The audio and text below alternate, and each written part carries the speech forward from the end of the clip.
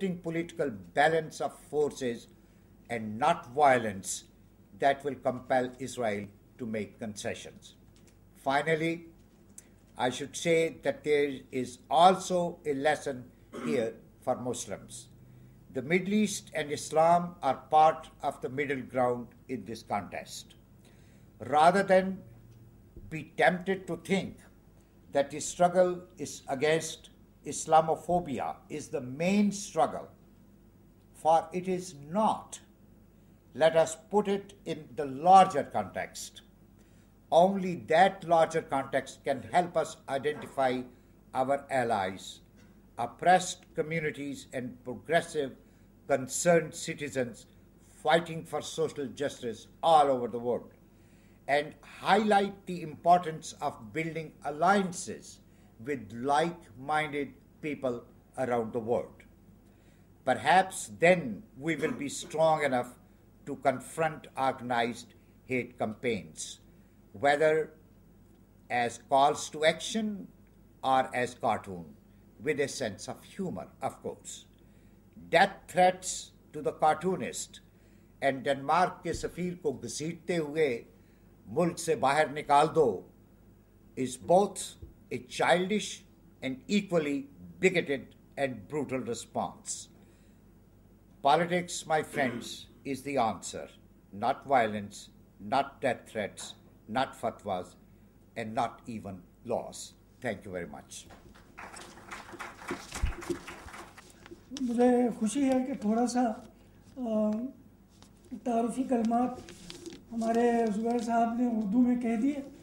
Otherwise his initial announcement was also ऐसा है जिसे अक़वाम मुत्तहिदा के मंशूर में शमूलियत की सनद हासिल है.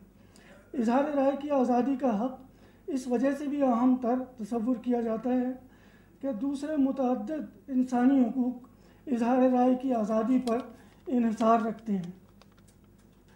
आज़ादी इजहार का हक़ एक तवील तारीख़ी पस मंज़र रखता है.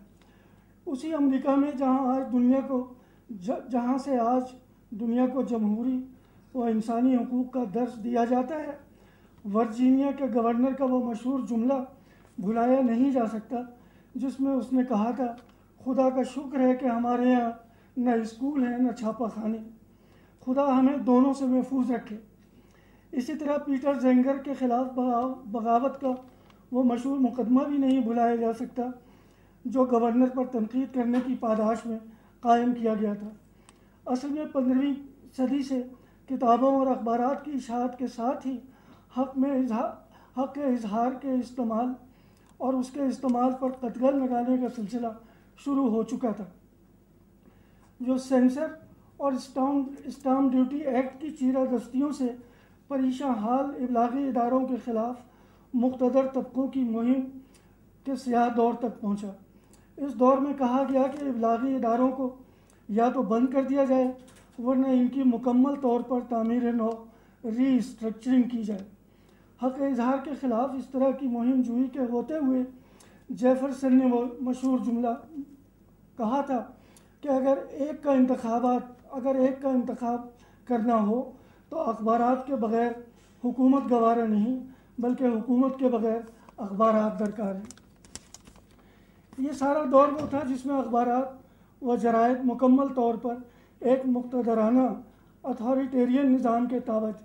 जॉन मिल्टन ने आज़ादी पसंदाना निज़ाम का नारा लगाया और उसकी आवाज़ में जॉन लॉक और स्टुअर्ट मिल वगैरह ने आवाज़ मिलाकर वो निज़ाम जारी कराया जिसे लिबर्टेरियन थ्योरी ऑफ प्रेस का नतीजा कहा जाता है.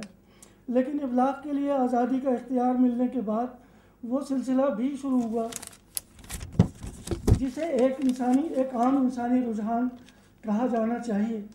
यानी कि आज़ादी मिलने के साथ उसके बेजा इस्तेमाल एब्यूज़ की मिसालें सामने आने लगीं, पगड़ियाँ उछलने लगीं और चांद पर ज़िंदगी की सरासर झूठी खबरें ईजाद होने लगीं ताकि सर्कुलेशन बढ़े और कुछ लोगों की निगाह में इब्लाग की तिजारत का वाहिद मकसद है.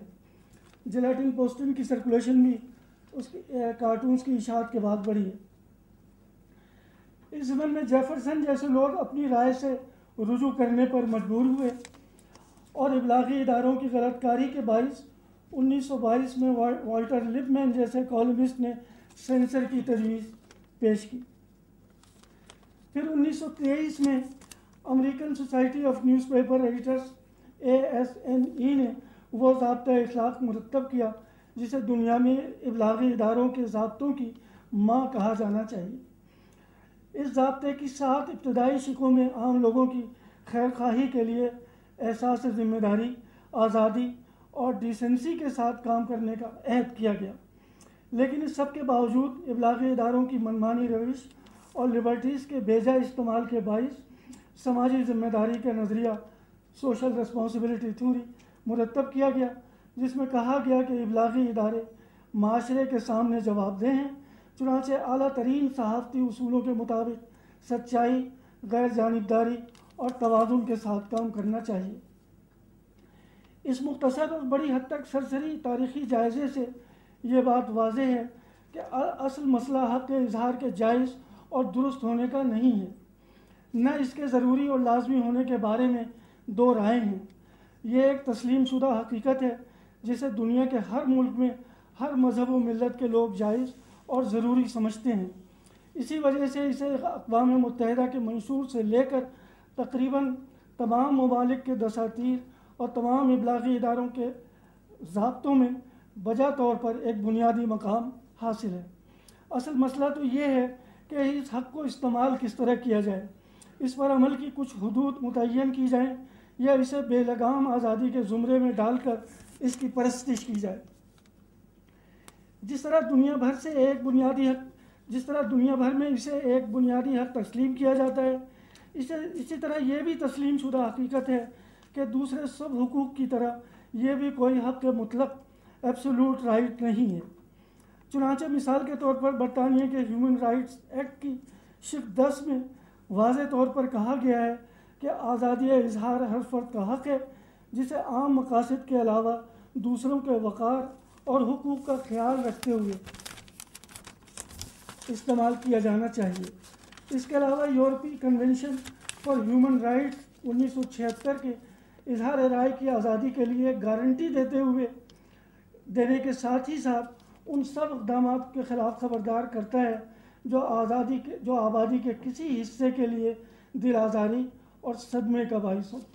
اقوام متحدہ کی جنرل اسمبلی کے 1946 کے اجلاس منظور شدہ قرارداد 59 میں کہا گیا ہے کہ آزادی اظہار بنیادی انسانی حق اور ان تمام حقوق کی کسوٹی ہے جن کے لیے اقوام متحدہ کا قیام عمل میں آیا ہے۔ اس قرارداد کی شق 5 میں کہا گیا ہے کہ نسلی اور لسانی اقلیتوں کے حقوق نظر انداز نہ کیے جائیں۔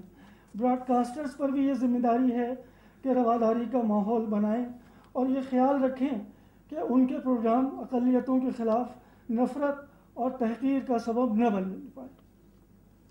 اس طرح کے درجنوں اصولوں، ضابطوں اور قراردادوں کی روشنی میں یہ کہنا بالکل درست ہوگا کہ اظہار رائے کی آزادی ایک بنیادی حق تو ضرور ہے، لیکن اسے تشدد، نفرت، دل آزاری اور مذاہب کی تحقیر کے لیے استعمال نہیں کیا جا سکتا۔